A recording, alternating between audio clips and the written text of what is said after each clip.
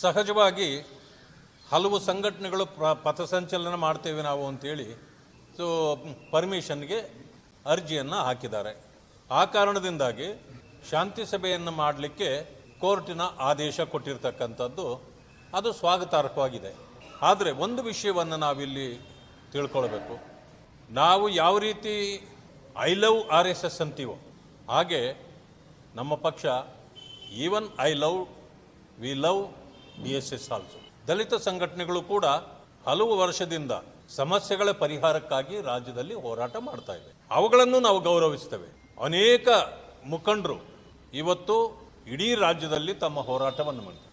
ಆದರೆ ಒಂದು ವಿಪರ್ಯಾಸದ ಸಂಗತಿ ಅಂತಂದರೆ, ಹಲವಾರು ವರ್ಷಗಳಿಂದ ಹೋರಾಟ ಮಾಡಿರ್ತಕ್ಕಂಥ ದಲಿತ ಮುಖಂಡರು ದಲಿತ ಸಂಘಟನೆಗಳನ್ನು ಬದಿಗಿಟ್ಟು ಮಾನ್ಯ ಪ್ರಿಯಾಂಕಾ ಖರ್ಗೆ ಅವರು ತಮಗ ಬೇಕಾದ ಕೆಲವರನ್ನ ಎತ್ತಿ ಕಟ್ಟಿ ಈ ರೀತಿ ಮಾಡಿಸ್ತಾ ಇದ್ದಾರೆ. ಈ ಯಾವ ಸಂಘಟನೆಗಳು ಕೂಡ ಪ್ರಥಮದಿಂದ ಪಥಸಂಚಲನ ಮಾಡಿರ್ತಕ್ಕಂಥವರಲ್ಲ. ಆದರೆ ಈಗ ನಾವು ಮಾಡ್ತೀವಿ ಅಂದಿದ್ದು ಯಾಕೆ? ಇವರು ಯಾವುದಾದರೂ ಧರ್ಮದ ಪರವ ಅಥವಾ ದಲಿತ ಸಮುದಾಯಗಳ ಪರವ ಅಥವಾ ಮಲ್ಲಿಕಾರ್ಜುನ್ ಖರ್ಗೆ ಮತ್ತು ಪ್ರಿಯಾಂಕಾ ಖರ್ಗೆ ಕುಟುಂಬದ ಪರವ, ಅದನ್ನು ಅವರು ಸ್ಪಷ್ಟಪಡಿಸಬೇಕು. ಆದರೆ ನೀವು ಪಥಸಂಚಲನ ಮಾಡ್ತೀವಿ ಅಂತಂದರೆ ಅದಕ್ಕೆ ನಮ್ಮ ಬೆಂಬಲ ಇದೆ.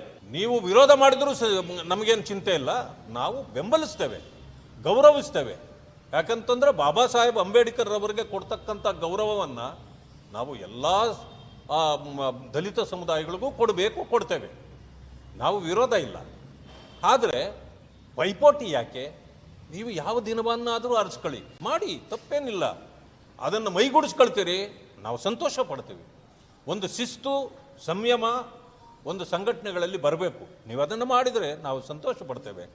ಆದರೆ ಪ್ರಿಯಾಂಕಾ ಖರ್ಗೆ ಅವರು ಅದೇನು ಹೇಳ್ತಾರಲ್ಲ, ಇರಲಾರ್ದೆ ಇರುವೆ ಬಿಟ್ಕೊಂಡ್ರು ಅನ್ನೋ ರೀತಿ ಮಾಡ್ತಿದ್ದಾರೆ.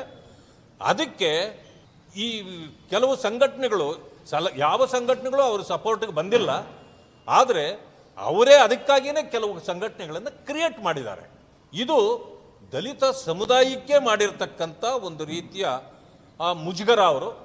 ಯಾಕೆ ಅಂತಂದರೆ ಅನೇಕ ಸಂಘಟನೆಗಳು 6-7 ದಶಕಗಳಿಂದ ರಾಜ್ಯದಲ್ಲಿ ಹೋರಾಟ ಮಾಡ್ತಿರ್ತಕ್ಕಂಥ ಮುಖಂಡರುಗಳಿಗೆ ಇದರಿಂದ ಮುಜುಗರ ಆಗ್ತಕ್ಕಂಥದ್ದನ್ನು ಮಾನ್ಯ ಪ್ರಿಯಾಂಕಾ ಖರ್ಗೆ ಅವರೇ ಮಾಡ್ತಾ ಇದ್ದಾರೆ. ನಾನು ಹೇಳ್ತಕ್ಕಂಥದ್ದು, ಪ್ರಿಯಾಂಕಾ ಖರ್ಗೆ ಅವರು ಯಾರನ್ನು ಬೇಕಾದರೂ ಪ್ರಶ್ನೆ ಮಾಡಲಿ, ಅವರ ಹಕ್ಕು.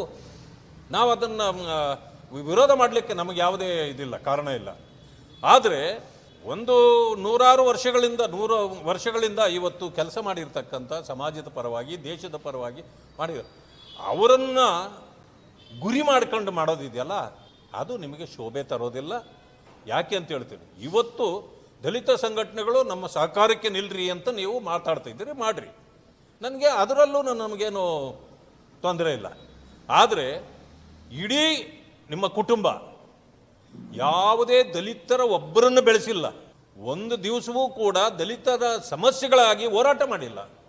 70 ವರ್ಷಗಳ ಕಾಲ ದಲಿತ ಸಂಘರ್ಷ ಸಮಿತಿ ಈ ರಾಜ್ಯದಲ್ಲಿ ಹಲವಾರು ರೀತಿಯ ಹೋರಾಟ ಮಾಡಿದಾಗ ಅವರಿಗೆ ಯಾವತ್ತೂ ಸಹಕಾರ ಕೊಟ್ಟಿಲ್ಲ, ಒಂದು ದಿವಸವೂ ಕೂಡ ಹೋರಾಟದಲ್ಲಿ ಭಾಗಿಯಾಗಿಲ್ಲ.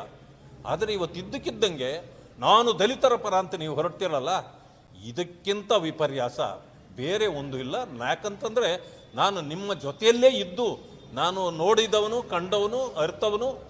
ಅದರಿಂದಾಗಿ ಈಗ ನೀವು ಯಾವ ರೀತಿ ದಲಿತರ ವಿರುದ್ಧವಾಗಿ ನಡ್ಕೊಂಡಿದ್ದೀರಿ, ಇವತ್ತಿಗೂ ನಾನು ಹೇಳ್ತೇನೆ, ಇವರೇನು ಮಾಡಬೇಕಾಗಿತ್ತು, ಇದನ್ನೆಲ್ಲ ಮುಖ್ಯ.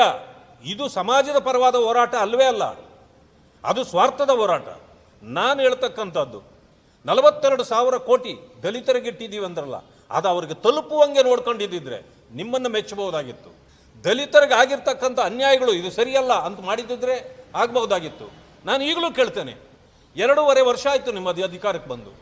ಮಾನ್ಯ ಪ್ರಿಯಾಂಕಾ ಖರ್ಗೆ ಅವರು ಎಷ್ಟು ಜನರಿಗೆ ನೀವು ಕಾಂಟ್ರಾಕ್ಟರ್ಗಳನ್ನಾಗಿ ಮಾಡಿದ್ದೀರಿ, ಎಷ್ಟು ಜನರಿಗೆ ನೀವು ಕಾಂಟ್ರಾಕ್ಟ್ ಕೆಲಸ ಕೊಡಿಸಿದ್ದೀರಿ, ಎಷ್ಟು ಜನರಿಗೆ ನೀವು ಬೋರ್ವೆಲ್ ಹಾಕ್ಸ್ಕೊಟ್ಟಿದ್ದೀರಿ, ಎಷ್ಟು ಜನರಿಗೆ ನೀವು ಕಾರುಗಳನ್ನು ಹಂಚಿಸಿದ್ದೀರಿ, ಎಷ್ಟು ದಲಿತರಿಗೆ ನೀವು ಅಂದರೆ ಜಾಬ್ಗಳನ್ನು ಕೊಡಿಸಿದ್ದೀರಿ. ಇಂಥವುಗಳನ್ನೆಲ್ಲ ಮಾಡಿ ನೀವು ಕಲ್ಯಾಣ ಕರ್ನಾಟಕಕ್ಕೆ ಇನ್ನೂ ಹೆಚ್ಚು ಹಣ ಕೊಡಿ ಅಂತ ಕೇಳಿ ಎಷ್ಟು ಜನರಿಗೆ ನಾನು ಫೀಸ್ ಕಟ್ಟಿದ್ದೀನಿ, ಎಷ್ಟು ಜನರಿಗೆ ನಾನು ಬಟ್ಟೆ ಹೊಲಿಸ್ಕೊಟ್ಟಿದ್ದೀನಿ, ದಲಿತರು ತುಂಬ ಹಿಂದುಳಿದಿದ್ದಾರೆ, ಅವ್ರನ್ನ ಮುಂದೆ ತರಬೇಕು, ಒಂದೂ ಮಾಡಿಲ್ಲ. ಇವತ್ತು ದಲಿತರು ಈಗ ಜ್ಞಾಪಕ ಬಂದ್ರ ನಿಮಗೆ ನಿಮ್ಮ ಬುಡಕ್ಕೆ ಬೆಂಕಿ ಬಿದ್ದಾಗ ದಲಿತರು ಜ್ಞಾಪಕ ಬರ್ತಾರ? ಇದು ದಲಿತ ಸಮುದಾಯಗಳು ಕೂಡ ಅರ್ಥ ಮಾಡ್ಕೊಂಡ್ಬಿಟ್ಟಿವೆ. ನಾನೇನು ಹೆಚ್ಚಿಗೆ ಹೇಳೋದು ಬೇಕಾಗಿಲ್ಲ. ಆದ್ದರಿಂದ ಇವತ್ತು ಯಾವುದೇ ದಲಿತ ಸಂಘಟನೆಗಳು ನಾವು ಕೂಡ ಈ ರೀತಿ ಏನೋ ಪಥಸಂಚಲನ ಮಾಡ್ತೀವಿ ಅಂತ ಬಂದರೆ ಸಂತೋಷ, ಮಾಡಲಿ, ಅವ್ರನ್ನ ನಾವು ಯಾರೂ ಬೇಡ ಅನ್ನಲ್ಲ. ಆದರೆ ಈ ಪ್ರಿಯಾಂಕಾ ಖರ್ಗೆ ಅವರು ಎತ್ತಿರ್ತಕ್ಕಂಥ ವಿಚಾರಕ್ಕೆ ಮಾತ್ರ ಇವತ್ತು ಸಪೋರ್ಟ್ ಆಗಿ ನಿಲ್ಲೋದಲ್ಲ, ಇದು ಬಾಬಾ ಸಾಹೇಬ್ ಅಂಬೇಡ್ಕರ್ಗೂ ಕೂಡ ಅಪಮಾನ ಮಾಡ್ತಕ್ಕಂಥದ್ದು ಅಂತ ಹೇಳಲಿಕ್ಕೆ ಬಯಸ್ತೇನೆ.